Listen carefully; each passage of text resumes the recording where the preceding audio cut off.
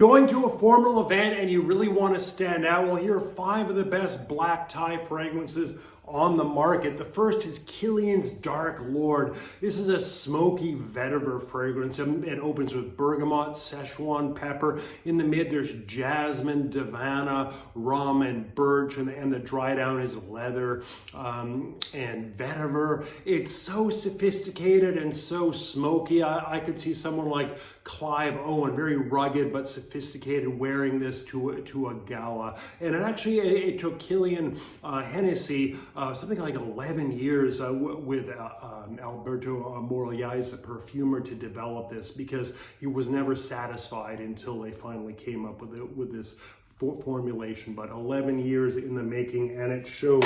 The next one is more like for James Bond, like a Sean Connery James Bond. This is Fragrance du Bois Oud Noir Intense. It's a take on Tom Ford's Oud Wood, but the oud in here is so dark and so intense. It's slightly cheesy at first, and then it's licoricey as the cardamom transitions into rose, and then the dry down with patchouli, woods, and musk. It just lasts forever. I compared this in a previous video to Oud Wood, and there's just no comparison. This knocks it out of the park. But it's very, very dark, very, very sophisticated, not for everyday wear. The next one is Boadicea, the Victorious Blue Sapphire. Now, this fragrance gets a lot of attention. Some people say it's the best fragrance in their collection. I don't feel that strongly about it. It's very similar to Boadicea's sister brand, Electimus, has a fragrance called Austere.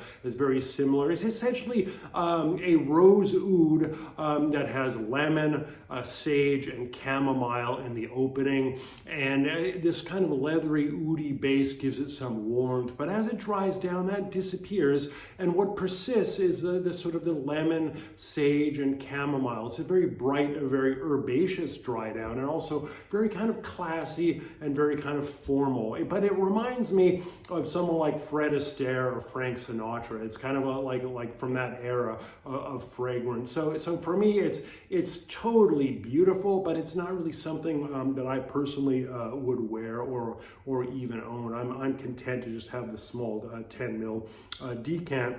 The next one is Roja Diaghilev. This is often cited as one of the best Rojas, and it's a take on Guerlain's Mitsuko, and it was apparently the favorite fragrance Mitsuko of Diaghilev, the Russian ballet choreographer.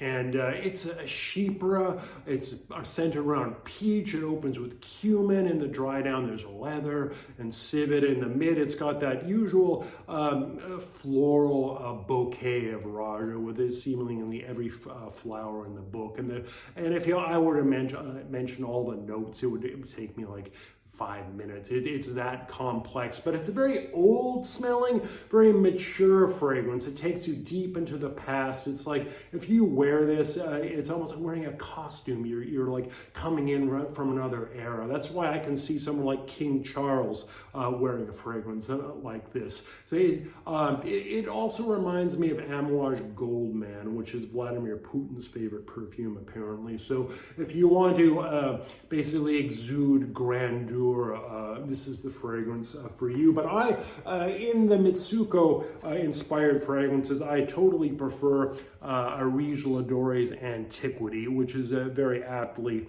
entitled. It's a peach chypre with Cambodian oud, just like Diaghilev, but somehow this manages to be very sensual, which I don't find Diaghilev. So anyway, but this is so rare. I had to pay 1,100 pounds for 30 mils of this beauty, but it's worth it. It's a treasure. Probably the best fragrance in my collection. And finally, Xerjoff's Pikovaya Dama. This is very sophisticated, classy, but it takes you even further into the past. You feel like you're in the days of Mozart and powdered wigs.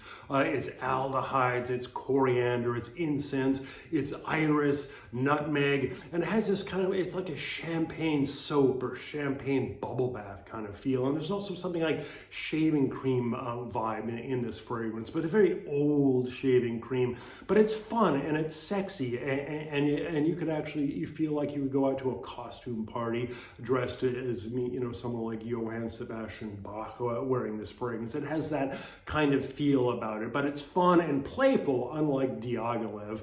But anyway, those are my top 5 black tie fragrances if you're going to a gala event.